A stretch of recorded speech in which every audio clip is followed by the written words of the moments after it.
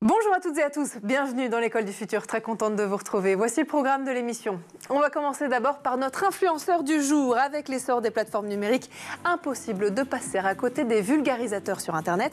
Impossible donc pour nous aussi de ne pas vous présenter celui qui pourrait bien être le plus grand vulgarisateur d'histoire sur le web. Et en plus il est français, il s'appelle Nota Bene et on découvre son portrait dans un instant. Et puis on va vous emmener aussi au cœur d'un festival incontournable dans le monde du numérique et de jeux vidéo. Ça s'appelle les Hauts-de-Seine Digital Games. C'est le rendez-vous. Vous allez voir des passionnés de gaming, de manga, de cosplay et même des curieux, bien sûr, qui vont venir y découvrir les sujets comme l'intelligence artificielle ou les nouvelles technologies. Au programme, des compétitions endiablées, des ateliers, des rencontres avec des professionnels, bien sûr. Et puis quelques surprises. On va en parler avec notre invité aujourd'hui, Farid Hamzi. Bonjour Farid. Bonjour Philippe. Soyez le bienvenu sur le plateau de l'École du Futur. On est très content de vous recevoir. Vous êtes le directeur de la mission Innovation au sein du département des Hauts-de-Seine et puis vous êtes un ancien prof. C'est ça. Prof de techno. Tout ça, ça fait un lien. On en parle dans un instant, juste après le focus. Ça y est, il a passé le cap des 2 millions d'abonnés sur sa chaîne YouTube. 7 ans après avoir publié sa toute première vidéo, Nota Bene de son vrai nom Benjamin Briot, est le vulgarisateur histoire et mythologie que vous devez connaître sur Internet. Chacune de ses vidéos est un véritable succès. C'est un succès qui vous est aujourd'hui raconté par Jean Martineau. Mes chers camarades, bien le bonjour. Il s'appelle Benjamin Briot et si son nom ne vous dit rien, c'est peut-être que vous le connaissez sous le pseudonyme de Nota Bene. Benjamin se lance sur YouTube en 2014 et on peut dire que sa réussite sonnait comme une évidence. Passionné d'histoire et d'audiovisuel, il allie ses deux passions pour produire du contenu qualitatif et divertissant. Avec la guerre qui vient, il faut aussi arriver à unifier les Français de toute tendance religieuse ou politique, de gauche comme de droite. Un mouvement est donc créé pour faire cause commune. Les leaders politiques, les chefs religieux et les responsables de syndicats se mettent d'accord pour siffler la fin de la récréation. C'est ce qu'on appelle le mouvement de l'union sacrée. Et ce mot n'a pas été choisi pour rien. Le devoir national essaye de se placer au-dessus de tous les autres et ça marche. Beaucoup de croyants qui se sentaient marginalisés vont tout faire pour prouver qu'ils méritent d'être français autant que les autres. Malgré le fait qu'il ne soit pas historien, Nota Bene est muni de grandes connaissances. Des connaissances qu'il allie à un travail acharné et l'explosion des chaînes éducatives durant la même période, l'Essonien ne tarde pas à franchir le gros cap des 100 000 abonnés sur la plateforme. Malgré cette ascension, Nota Bene garde les mêmes objectifs et convictions. Il veut réunir des publics différents autour d'une même passion, attirer les gens avec des figures qu'ils pensent connaître et aller à l'encontre des idées reçues. Aujourd'hui, à plus de 2 millions d'abonnés, Benjamin reste humble sur son travail et se décrit simplement comme un complément d'études. Alors, ce qui est sûr, c'est que c'est compliqué pour moi d'avoir un discours sur l'éducation et à l'histoire dans le milieu scolaire, parce que moi, j'y suis plus maintenant. Je suis un peu extérieur, même si j'ai des enfants et que je vois un petit peu comment ils apprennent l'histoire à l'école. Mais ce qui est sûr, c'est que mon boulot à moi, c'est pas d'être prof. Je suis pas là pour les remplacer, mais il y a une démarche qui est complètement complémentaire. Et donc, j'ai beaucoup de professeurs qui me disent, c'est vrai qu'on a utilisé ces vidéos qui parfois sont un peu fun, un peu plus distrayantes. Il y a une forme qui attire un petit peu plus les jeunes, en amorce ou en continuité finalement d'un discours qu'on peut délivrer à l'école. On leur dit allez regarder la vidéo de Nota Bene et puis on va la débriefer ensemble en cours, ou justement à la fin on n'a pas pu tout voir, allez voir la vidéo de Nota Bene et vous en saurez un petit peu plus. Donc moi je suis très fier aujourd'hui qu'il y ait cette continuité et surtout cette complémentarité avec les professeurs. Aujourd'hui vulgarisateur historique le plus connu du YouTube français, Nota Bene ne se repose pas sur ses acquis. Sa chaîne YouTube est plus qu'active avec une cadence de 2 à 3 vidéos par semaine sur des thèmes assez variés. Lorsque les humains développent l'agriculture, notamment dans le croissant fertile au Moyen-Orient, le stockage des grains devient un problème essentiel. Comment les protéger contre les rongeurs? C'est là qu'entre en scène le chat sauvage d'Afrique, aussi appelé chat ganté. Moins farouche que ses cousins européens, c'est sans doute de lui que descendent nos matous. Et c'est lui que les premiers paysans ont laissé peu à peu pénétrer leur espace domestique pour protéger le fruit de leur récolte contre les souris. Durant les fouilles d'un village agricole néolithique retrouvé à Chypre, une équipe du CNRS a ainsi découvert au début des années 2000 divers restes de renards, de chiens, de chats datant du 8e millénaire avant notre ère, prouvant bien que les félins étaient déjà utilisés comme compagnons, mais aussi comme nourriture et comme source de fourrure, comme le chien d'ailleurs. Celui qui avait commencé YouTube en étant au chômage a su gravir les échelons et est aujourd'hui reconnu pour la qualité de son travail. Salut.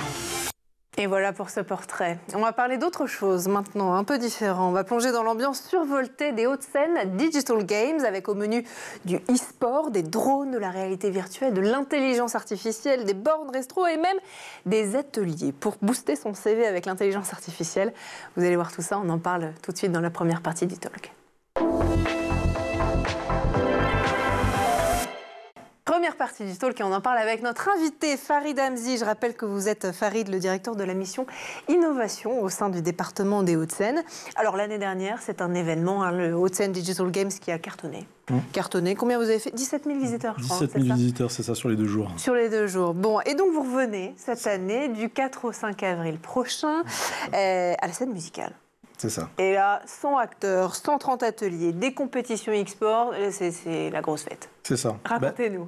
En fait, l'idée, c'était de rassembler dans un même lieu des acteurs très différents et surtout de permettre en fait, à des publics qui parfois sont habitués, mais parfois pas du tout, de se retrouver, de découvrir un peu tous ces acteurs, d'essayer et puis d'aller un peu plus loin. C'est-à-dire que les Hauts-de-Seine Digital Games, à la base, c'était d'abord des concours adressés à des jeunes, concours robotique ou concours de création de jeux vidéo, avec particularité, c'est-à-dire que la robotique, c'est ouvert à partir d'enfants de 5 ans jusqu'à des enfants de 11-14 ans, donc l'équivalent collège. Et le concours création de jeux vidéo, c'est des enfants à partir de 6 ans jusqu'à des plus de 18 ans. Ah oui. Et donc l'idée, c'était de montrer que on baigne dans le numérique, que ces jeunes travaillent déjà dans le numérique. Dans les programmes, on leur demande de travailler sur de la programmation, sur un certain nombre de compétences diverses et variées.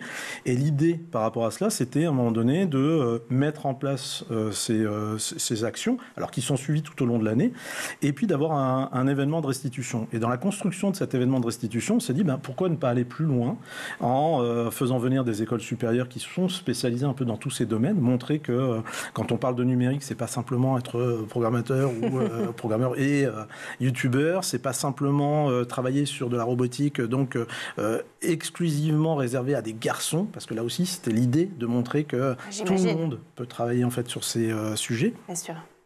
Et puis, dans le même temps, travailler sur la sensibilisation, parce qu'aujourd'hui, on parle beaucoup de ce volet sensibilisation.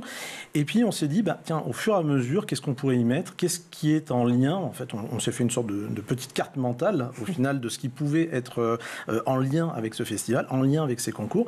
Et en tirant un peu la bobine, c'est vrai qu'on s'aperçoit qu'il y a énormément d'acteurs, énormément de thématiques différentes qui sont plus ou moins liées les unes aux autres et qui vont donner du sens et permettre à ces jeunes, à ces enseignants, à ces familles, à ces personnes passionnées ou non, de trouver justement de l'information par rapport à ça. C'est une question qu'on peut se poser aussi, parce qu'effectivement, le programme qu'on regarde sur votre site internet notamment est très large. J'en parlais en introduction, on parle de rétro gaming, on parle d'intelligence artificielle, de concours, effectivement, de création de jeux vidéo, d'e-sport, on va en parler dans un instant. Mais tout ça, en fait, il faut maintenant parvenir à faire venir, attirer un public très varié, en fait, alliant des passionnés et des novices. C'est pas toujours évident. Non. Et en fait, on voit que ça fonctionne. Dans l'organisation, par exemple, on a réservé la journée du vendredi à un public scolaire ou jeunesse. D'accord. Et c'est vrai que les établissements scolaires ont compris qu'il pouvait y avoir un intérêt pour elles de venir sur place, de venir découvrir ce qui pourrait être mis en place au sein même de leur classe, de découvrir pour aller un peu plus loin que ce qu'ils ont peut-être l'habitude de faire. On parle beaucoup d'intelligence artificielle actuellement. L'idée, c'est qu'à un moment donné, par des ateliers pratiques, on découvre comment l'utiliser, comment l'intégrer. C'est pas être simplement utilisateur premier niveau, de se dire ok, j'ai récupéré tel outil et je vais rédiger un prompt et on va attendre de voir ce qui va se passer. C'est l'intégrer, par exemple, dans comment je peux mettre l'intelligence artificielle dans la création d'un jeu. C'est comment je peux l'intégrer dans une pratique autre, par exemple... le CV. par exemple, le CV. Booster son CV grâce à l'intelligence artificielle, c'est l'un des ateliers qui, moi, en tout cas, m'a beaucoup plu. Et je me suis dit, pour tous les jeunes qui vont venir à leurs parents, qui sont en train de chercher un job aujourd'hui, c'est canon. Exactement. C'est-à-dire, en fait, on veut montrer qu'on a des sujets qui sont d'actualité, mais qui pourraient être pris, alors soit dans un cadre purement pédagogique, éducatif, ou alors à titre personnel. C'est-à-dire que là aussi, c'est une façon de rassurer des parents, en leur montrant que quand on parle de numérique, ça n'est pas forcément le mal suprême, et que derrière, on a quand même des choses qui sont très intéressantes. Et donc, l'intelligence artificielle en fait partie, la cybersécurité, puisqu'on sait qu'il y a un sujet. Aujourd'hui, le contexte géopolitique montre qu'il y a quand même des questions par rapport à ça. Et donc, derrière, avoir des acteurs comme le campus cyber, comme les armées, comme des écoles ou des entreprises un peu spécialisées, qui montrent qu'elles ont aussi une façon de fonctionner, une façon de travailler qui permet de se mettre à la portée de tous. C'est-à-dire que le festival est ouvert aux plus jeunes, jusqu'aux plus âgés, et donc derrière, les ateliers qui doivent être proposés doivent pouvoir s'adapter à tous. Et donc avoir les armées qui sont présentes et qui sont en capacité de proposer des ateliers pour comprendre, par exemple, la création ou l'utilisation de tel ou tel outil, mais adapté à des enfants de 6 ans et puis en même temps adapté à des adultes ou de jeunes adultes, c'est important. Et puis après, l'idée, c'est aussi d'aller un peu plus loin que ce qu'on a l'habitude d'entendre ou de voir en robotique, au niveau de l'animation, 2D, 3D, le cinéma, l'audiovisuel, et de montrer qu'en fait, toutes ces thématiques sont bien présentes, toutes ces thématiques en fait sont liées entre elles, et toutes ces thématiques en fait elles sont plus ou moins déjà intégrées dans l'enseignement, puisque on voit bien aujourd'hui le développement de l'éducation aux médias et à l'information, on voit bien l'importance d'avoir l'esprit critique, on voit bien et c'est un peu cette idée que l'on a voulu mettre en place dans ce festival, donc intégrer à la fois de la connaissance pure, à la fois des compétences 21e siècle, à la fois susciter aussi des vocations, et puis casser un peu les codes que l'on a habituellement. Bravo. On en a bien besoin. Je pense que c'était nécessaire en effet. C'était nécessaire. Bon, vous proposez aussi un job qui s'appelle aussi job/stage dating et school dating. Ouais. En fait, c'est dans la continuité de ce que vous me dites. Exactement. Cela dit, mais c'est très malin. En fait, l'idée, c'était, lorsqu'on a construit justement ce festival, c'était de se dire, OK, on est en train de travailler sur les fameux concours que j'évoquais tout à l'heure, et qu'est-ce que je pourrais mettre en place pour rendre les choses plus concrètes. Faire venir des écoles, c'était important. C'est-à-dire qu'à un moment donné, les familles, les plus jeunes, les établissements eux-mêmes, les enseignants puissent découvrir que on n'est pas simplement dans du codage ou de la programmation, et qu'il y a une multitude de formations qui pourraient être intéressantes pour les jeunes, pour les moins jeunes, pour certains, rassurer aussi les familles dessus. Une fois qu'on a évoqué ce sujet établissement, on s'est dit, tiens, on pourrait peut-être aller plus loin, montrer qu'il y a en fait un vivier, il y a en fait un écosystème autour du numérique, il y a de l'emploi, il y a de la recherche, on a un certain nombre d'entreprises, alors jeunes, pas jeunes, peu importe, mais qui sont en recherche justement de profils très variés. Et on s'est dit, tiens, on va lancer cette possibilité-là de proposer un job dating qui puisse s'adresser à tous. Donc on a toutes sortes de métiers, c'est-à-dire que l'armée va proposer des offres, comme elle l'a fait l'an passé, et ça n'est pas forcément l'image que l'on a avec un engagement classique de militaire. Là, l'idée, c'est toujours en lien avec le numérique. Pilote de drone, par exemple, ça pourrait très bien être la réalisation en fait de simulateurs, voilà. Mais on a aussi des entreprises qui elles viennent pour expliquer qu'elles recherchent des chefs de projet, qu'elles recherchent en fait des alternants, qu'elles recherchent des métiers d'avenir, ça. Exactement. Et dans les différents domaines, on reste toujours dans les mêmes thématiques, c'est-à-dire on peut avoir de l'animation lié au numérique. On a un événement qui a lieu par telle ou telle société, par exemple un événement l'été, on a souvent la Japan Expo. Donc avoir besoin d'animateurs qui sont en capacité de comprendre un peu ce qui va être mis en place et d'offrir cette possibilité-là à des jeunes, ou même des moins jeunes, mais des personnes qui sont en recherche. Et l'idée, c'était de montrer que, on a comme ça cette sorte de parcours. Et c'est comme ça qu'on l'a un peu imaginé. C'est vraiment une sorte de parcours tout au long des 2 jours. Un parcours aussi, cette année, de ce qu'on comprend autour de l'éducation à la citoyenneté numérique. Vous avez commencé à m'en parler tout à l'heure, mais qui est très mise en avant cette année. Pourquoi ce focus particulier ? Alors, 2025, c'est l'année européenne de l'éducation pour la citoyenneté numérique. Et donc, il y a eu un travail qui a été mené avec la CNIL, avec différents acteurs. Lorsqu'on a lancé l'événement au départ, on savait qu'il fallait qu'on aborde ce sujet lié à la sensibilisation, à la prévention. Comme je disais tout à l'heure, dès qu'on parle de numérique, on a parfois des réactions, alors soit très positives, soit au contraire très négatives, en imaginant que ce numérique va soit résoudre tous les problèmes ou au contraire en ajouter.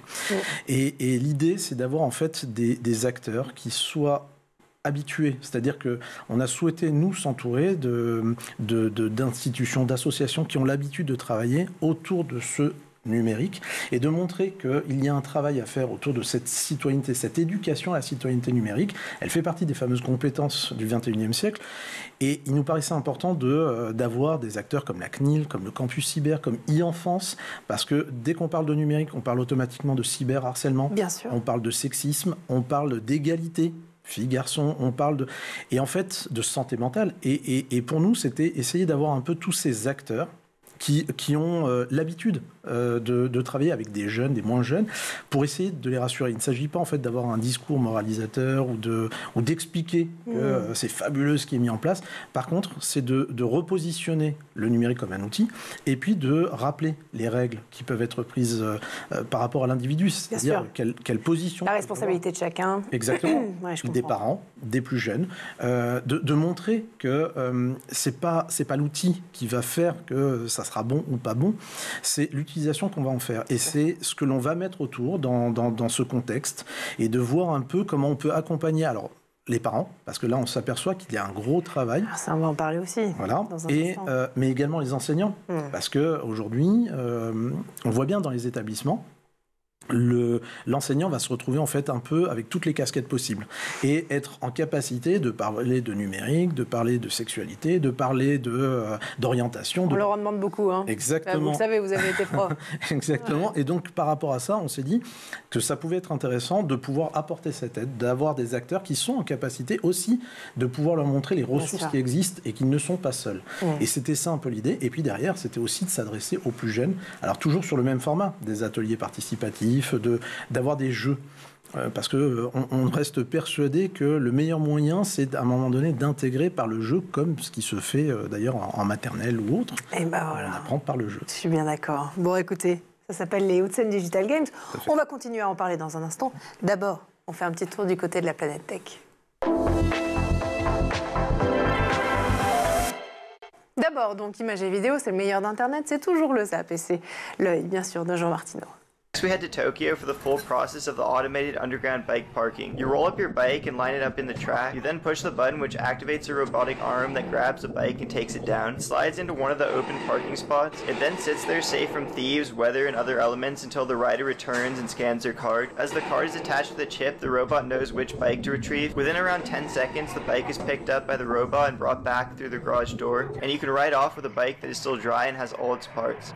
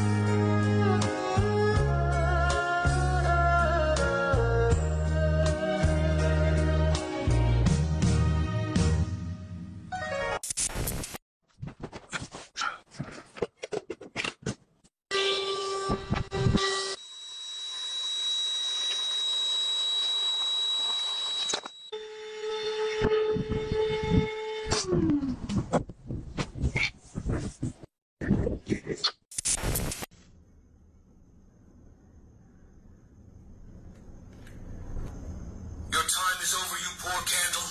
Now go into darkness.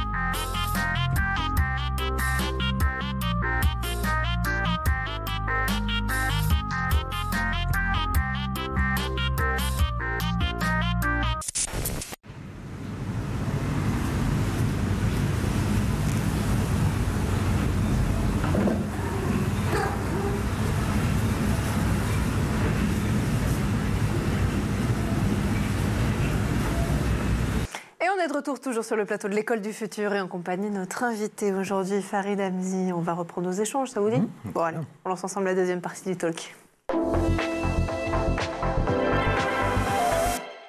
On parlait donc en première partie, et c'est au cœur de cette émission, de cet événement qui va arriver là, dans les tout prochains jours au sein du département des Hauts-de-Seine et dont vous avez la charge. Ça s'appelle les Hauts-de-Seine Digital Games. Et dans le cadre de cette émission, vous le savez peut-être ou pas, mais on parle régulièrement de e-sport. Et ça tombe bien, parce que justement, le e-sport va aussi être au cœur de votre événement avec trois tournois, hein, c'est ça, avec des finales qui s'annoncent spectaculaires. C'est ce qu'on nous vend en tout cas sur scène. L'organisation des compétitions comme ça demande aussi une infrastructure, une logistique et puis l'accueil de visiteurs qui se font de plus en plus nombreux. C'est ça. En fait, là aussi, dans la logique que l'on a voulu porter pour ce festival et la volonté du département par rapport à cela, c'était de montrer qu'on parle de numérique, très bien, on parle d'éducation, très bien, mais il y a un élément qui revient très souvent, c'est le e-sport. Et le e-sport, on a l'impression que c'est une compétition simplement et on ne va pas au-delà. Et en fait, l'idée, c'était aussi de montrer que quand on parle d'e-sport, il y a la notion de compétition, mais il y a aussi la notion de e-sport responsable. C'est un des thèmes sur lesquels le département est souvent attaché et insiste par rapport à cela. C'est également le fait de montrer que lorsqu'on parle de e-sport, on a un certain nombre d'acteurs autour. C'est-à-dire qu'on a des écoles qui sont spécialisées, on a des studios, on a des jeux spécifiques, on a un certain nombre de constructeurs ou autres. On a en fait tout cet écosystème qui est autour. On a de l'emploi, bien évidemment, et l'idée, c'était de faire venir en fait cet aspect e-sport, l'intégrer dans le festival. Donc au départ, très simplement, on est parti sur prendre la température, donc lancer quelques tournois les premières années pour voir un peu ce que ça pouvait donner. On sent bien qu'il y a un engouement, on sent bien qu'il y a une population derrière. Et là aussi, on voit bien que le e-sport, d'ailleurs, il suffit de regarder ce qui se passe par Games Week, les tournois qui sont souvent menés un peu partout, et on sent qu'il y a un engouement très important. Et donc, pour nous, il nous paraissait important d'avoir cet événement et d'avoir des tournois qui soient reconnus, des tournois qui soient bien présents et qui soient repérés par des joueurs professionnels, mais aussi par des amateurs, et puis de donner la possibilité en fait à des visiteurs de pouvoir affronter leurs joueurs pros et en même temps de les rencontrer, d'avoir une proximité. Parce que ça peut être souvent une frustration. Bien sûr. C'est ce qu'on entend dans les médias aussi, c'est que ces gens-là, ils sont fans de e-sport, ils le regardent à longueur de journée ou le soir en rentrant chez eux, mais derrière ils ne peuvent pas rencontrer leurs idoles ou même jouer eux-mêmes à ces jeux-là. Là, l'idée, c'est que on souhaite, et c'est ce qu'a voulu mettre en place le département, faire en sorte que l'expérience soit au cœur même de l'événement. Et donc, donner la possibilité à n'importe quel visiteur de pouvoir tester, de pouvoir se lancer dans l'atelier qu'il souhaite, dont le e-sport, va lui permettre à un moment donné de mieux comprendre ce qui va être fait. Lorsqu'il va échanger avec des établissements scolaires ou avec l'Académie de Versailles qui sera présente et qui a un projet autour du e-sport, ou avec même des joueurs, ils vont se rendre compte, enfin les visiteurs, les plus jeunes, et même les familles, vont se rendre compte qu'il ne s'agit pas de se dire que on a une personne qui va jouer pendant X heures et ça s'arrête là. Ouais. Il y a un cadre tout autour. Il y a un certain nombre de contraintes même dans cette mise en place. Et c'est ça qui est mis en avant. Parce que c'est vrai que de plus en plus d'établissements scolaires s'intéressent aussi même à l'e-sport. Il y a des tournois interlycées, des filières spécialisées. Peut-être que vous, en tant que prof de techno, vous y avez participé, vous les avez organisés à l'époque. C'est-à-dire que l'enjeu, c'est aussi de faire comprendre qu'il y a un vrai atout pédagogique derrière. En fait, il y a cet atout pédagogique, montrer qu'il y a un certain nombre de règles, que comme dans n'importe quel sport, il faut suivre des contraintes qui sont mises en place et que ces contraintes sont nécessaires. Ouais. L'idée, c'est d'insister sur cette égalité filles-garçons, montrer que le e-sport, ça n'est pas que masculin. Et d'ailleurs, les chiffres le montrent. On a 50% de joueuses. Est-ce qu'elles jouent au même type de jeu ? Alors pas forcément. Pas forcément. Mais en fait, on veut casser aussi l'image qui est donnée. C'est-à-dire que quand on prend le jeu e-sport, on a l'impression que les jeunes filles vont s'occuper de Just Dance en se disant c'est super, c'est de la danse, donc c'est pour les filles. Ouais. Et qu'à contrario, les jeux de combat ou autres vont être pour les garçons. Or, en fait, l'idée, c'est de montrer que ça n'est pas du tout comme ça que ça fonctionne. D'accord. On va avoir des jeunes filles qui vont s'intéresser à la fois à des jeux de combat et à la fois à des jeux classiques ou autres, Just Dance ou d'autres jeux, et en même temps on va avoir des jeunes filles qui vont s'intéresser à des jeux de combat, et inversement, des jeunes garçons qui eux vont s'intéresser davantage à Just Dance ou autres. Et parmi les invités, d'ailleurs, par exemple, vous prenez Kayane, qui sera présente, et qui, elle, est reconnue sur tous ces jeux de combat, et c'est là-dessus qu'elle essaye aussi de porter cette parole et d'inciter les jeunes filles en leur disant voilà, il faut essayer de se lancer. Il ne s'agit pas de se dire simplement je ne peux pas parce que je suis une fille, ou je ne peux pas parce que je suis un garçon, si je prends le cas de Just Dance. Et l'idée, c'est vraiment de les amener à pouvoir participer et à se faire plaisir. Il y a encore quelques préjugés qui existent autour du jeu vidéo, et qui sont nombreux. Est-ce que les parents viennent aussi vous voir un peu inquiets en disant mon fils, ma fille passe de plus en plus de temps devant les jeux vidéo, il veut parfois en faire sa carrière. Qu'est-ce que vous leur répondez ? Eh bien, qu'ils devraient continuer et qu'ils devraient les accompagner. C'est peut-être pas ce qu'ils veulent entendre. Bien sûr. Non, mais en fait, l'idée, c'était aussi d'avoir un peu tous ces acteurs. C'est vrai que lorsque le département a souhaité mettre en place le projet, c'était de voir un peu tous les acteurs qui pourraient être présents. On l'a dit, il s'agit d'accompagner les jeunes. Voilà, il s'agit d'accompagner les parents, il s'agit d'accompagner l'éducation, il s'agit d'accompagner un peu tout l'écosystème et surtout de montrer qu'il y a un lien. Lorsque les plus jeunes veulent entrer dans le jeu vidéo, par exemple, ou dans une thématique du numérique, l'idée par ce festival, c'est de montrer que le spectre est très large et que l'on a plein de possibilités diverses et variées et auxquelles on ne pensait pas forcément. Les parents, c'est exactement la même chose. C'est de leur montrer qu'en fin de compte, il existe une multitude d'écoles, il existe une multitude de formations à différents niveaux, et d'avoir des acteurs associatifs, institutionnels ou autres, qui sont en capacité de leur dire « mais attention, si votre enfant travaille dans tel domaine, voilà, là, aujourd'hui, on est en recherche de tel profil, on est en recherche de tel type de formation, etc. » Et on a eu des parents qui, pour le coup, étaient rassurés de voir que on a des possibilités de pouvoir bifurquer. On part au départ sur du jeu vidéo et très vite on va s'intéresser à l'intelligence artificielle, on va s'intéresser à la cybersécurité, on va s'intéresser à la simulation, travailler sur de la simulation, travailler sur de la réalité virtuelle, et à partir de là, en fait, ça donne aussi des perspectives à la fois aux familles, à la fois aux plus jeunes, et surtout ça leur permet d'ouvrir un peu leurs horizons sur ce qu'ils imaginaient être très restreint. Ça rassure un peu tout le monde. Et ensuite, avoir des acteurs qui, derrière, montrent qu'il y a un travail qui est fait. Je parlais tout à l'heure parmi les acteurs de sensibilisation et de prévention, la CNIL, l'ARCOM, e-enfance, Respect Zone. Parler de ça aussi, c'est important. C'est important de leur montrer qu'il ne s'agit pas d'interdire. Par contre, il s'agit aussi de respecter. Pédagogie est là, par exemple, pour expliquer que lorsqu'un jeu est précisé en plus de 18 ans, le faire jouer à un enfant de 6 ans, c'est peut-être pas forcément la meilleure idée. l'idée. Et que derrière, on a aussi ce rôle d'éducation et ce rôle d'accompagnement. Et c'est ça, l'idée, c'est vraiment de les amener à se rendre compte qu'il y a des possibilités, il y a une véritable opportunité et qu'il nous faut absolument les accompagner par rapport à cela et ne surtout pas les laisser. Et c'est le rôle que le département essaie de porter par rapport à cela, et en le rendant justement gratuit. Parce que c'est ça aussi, toute la particularité, c'est que le festival est gratuit. Donc, on essaie d'attirer tout le monde. C'est le meilleur des mondes, non? Oui, bon, ça s'appelle les Hauts-de-Seine Digital Games, et c'est, on rappelle les dates. Hein, le 4 et 5. Au 5 avril, bien sûr, à la scène musicale, donc dans les Hauts-de-Seine, bien sûr. Merci à vous, Farid, d'avoir été parmi nous aujourd'hui. Je rappelle... Pardon, je vais y arriver, que vous êtes directeur de la mission Innovation au sein du département des Hauts-de-Seine. Merci beaucoup. Merci à vous de nous avoir suivis aussi. Merci à Édouard Degnaud d'avoir produit cette émission, ainsi qu'à toute la régie derrière lui. Nous, on se retrouve comme tous les jours, dès demain, dès 12h30 aussi, toujours sur School TV. D'ici là, passez une bonne journée. Ciao.